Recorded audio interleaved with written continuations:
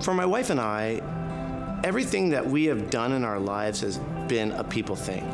All the things that we've ever been involved in are things that are bringing people together, uniting around something, and that's what coffee does. Coffee is the means to a relationship. I love getting to interact with our staff. I love being such an integral part of the neighborhood. I love creating a place that people can spend time. I love getting creative with flavors and coffee. I love welcoming people in. But at the beginning, I think, honestly, I was just helping because my husband liked it.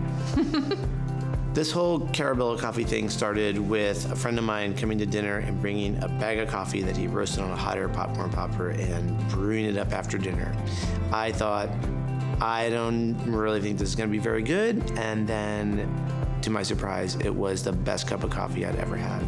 I'm a band director, my wife's an art teacher. Like, we had jobs, we weren't trying to start a business. But we took $300 and bought a 1-pound roaster and sent an email out to everybody we knew November 1st, 2009, and said, we want to try this.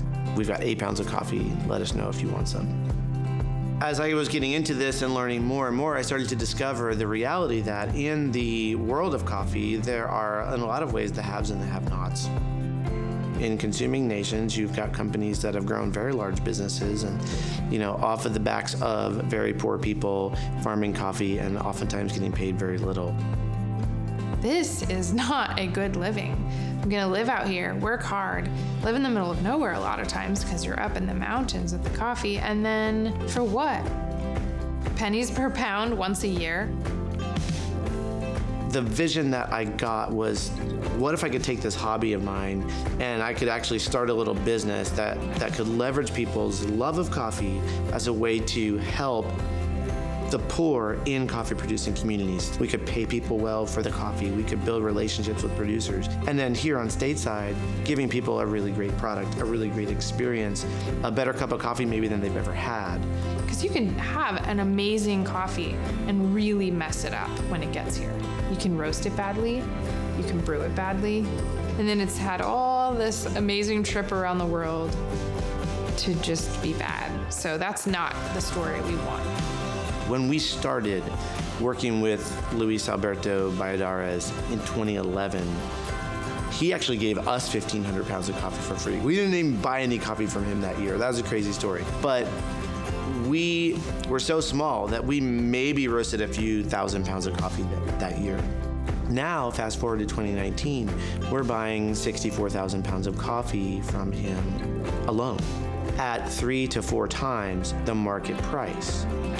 That kind of economic impact in their business translates into economic impact in their communities because they're employing hundreds of people. They're able to raise people's pay. They're able to build into the infrastructure of their businesses to give their workers a better experience. They're able to have an overflow out of which they can then bless their communities. And the reason I know this is because I'm going every year. These people have become my friends. I'm seeing it with my own eyes. I'm seeing year over year the same people working in their businesses doing well. They're smiling, they're happy, they're fulfilled. It's great to be full circle and reinvest the money in the farm and in the surrounding areas, in their education systems, trying to pay them what they're worth, then try to pay our people what they're worth. We just want to bless them abundantly.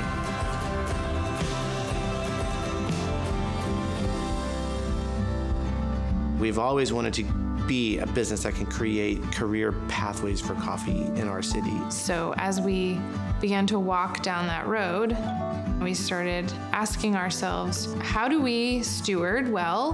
What does that look like? And a few things rose to the top. We spend a lot of dollars on professional development.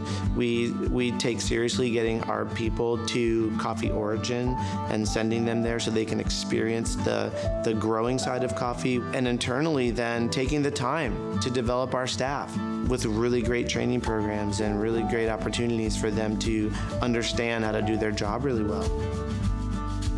As we bought the building, 2 things were happening. One was we loved our staff members and there was nowhere for them to go as a barista past just being kind of our lead barista.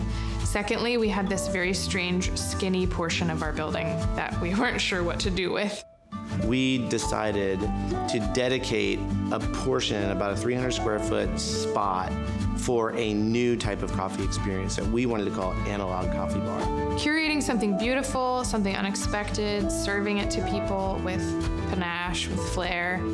Without meaning to, we created something that set us apart, really just because we were trying to figure out how to keep our staff longer and how to use that space wisely. But then in the end, it's something that we just love, and it feels so unique to us.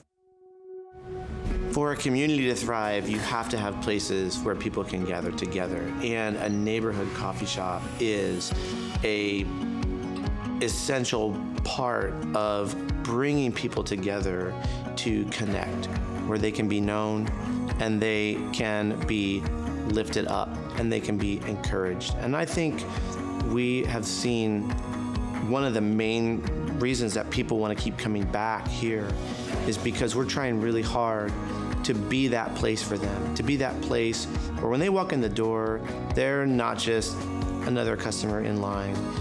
We want to know who they are. We want to understand where they're at in life.